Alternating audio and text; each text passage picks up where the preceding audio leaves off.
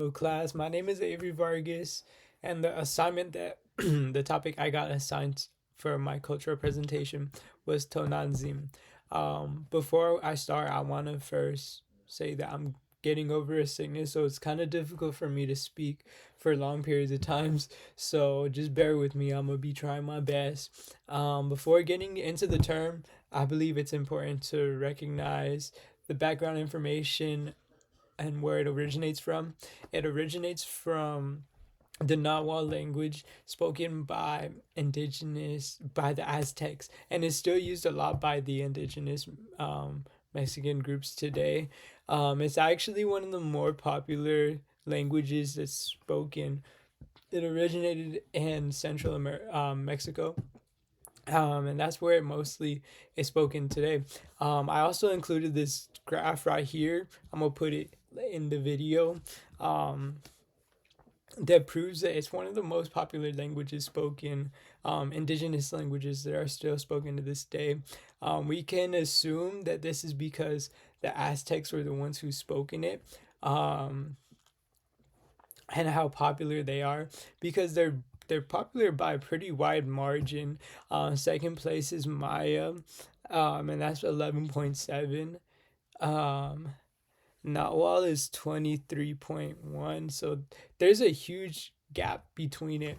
Um, Back to the main point. Tonanzin translates to our Reverend Mother. Um, and it played a major role in Mesoamerican mythology. Um, Tonanzin represented like a Mother Earth, so it kind of portrayed Earth as a motherly figure. It was a major deity, and like I said, this Mesoamerican mythology, and that's one of the main things why I think it's so important to discuss because it was a pre-Columbian deity. That's a subtle fact, but it's very important because it represents, like I said, the pre-Columbian values.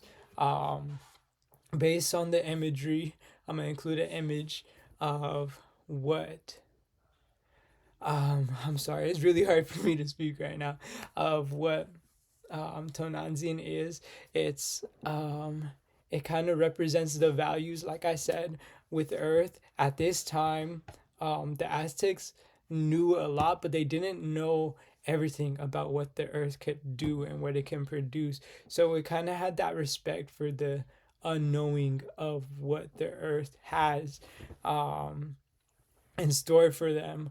Um, the landscape in which that they traveled or how they formed the way that they lived, everything was based around that earth. There was that ambiguity that it had. um Already stated, um Tonanzin was a representation of the earth, but not only that, it was Mother Earth.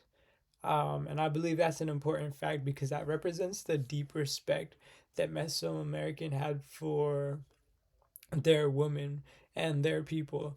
When we look at the current landscape today, it's as if, and I don't mean to sound like one of those people, but there's not many. I mean, we have the Lady Guadalupe. Um, they have their own ties, but I'll get into that later. But I feel like the central deity of a woman being Earth is just so impactful. Um, Not only that, but the fact that the woman gives life. That's also what it represented. The fertility of woman was represented was represented through Tonanzin. Um, One of the final things that I think is not one of the final, but one of the most important things I think is so important about Tonanzin is that it represents our Reverend Mother. And what so important about that is it's ours. It's not yours, it's not his, it's not hers, it's not mine, but it's ours, and it's ours collectively. It's ours collective earth, it's our collective family, it's ours. Um And I believe that foundation is what was able to drive the Aztecs as powerful as they were, because they recognized that it wasn't an individual path but a collective one together. And I think the way that is put is just so beautiful to me. Um, it's not, it's just so unifying and so powerful. Due to Tenanzin being so influential and so powerful and having such a positive impact on their empires, Spanish colonizers saw it as a threat to their identity. And what they did was replace Tonantzin with traditional Catholic imageries. Um, for example, what they would do is they would build churches on top of the temples that they had. For example, Tonantzin was replaced with what we know today as the Lady Guadalupe. Doing research for this project was very difficult for me because a lot of people get Tonantzin and Lady Guadalupe's origins, not origins, but they get them mixed in between the two. And although they have a lot of similarities, they're very different in their own respectful manners. If it wasn't for Tonantzin, Our Lady Guadalupe wouldn't be what it is today. During this time of colonialism, there was a lot of speculation on whether Tonantzin or Our Lady Guadalupe should be honored. And eventually, as time went on, Our Lady Guadalupe did gain that upper hand, and today is recognized heavily in the Mexican identity. Um, I would like to go over a quick little summary, a quick little overview of everything that I stated in this video or this presentation. Firstly, we have Tonantzin, and what that is from the Nahuatl language. Nahuatl is one of the most popular languages, indigenous languages spoken to this day, and that's because of the Aztec Empire. We have what it means. What it means is Our Reverend Mother.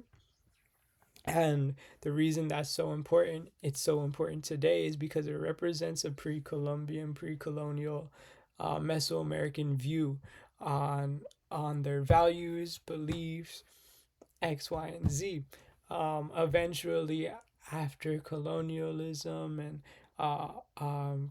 took place, um, it still gets honored to this day, but it is not as popular in comparison to something as Our Lady Guadalupe. That is my presentation. Have a great day.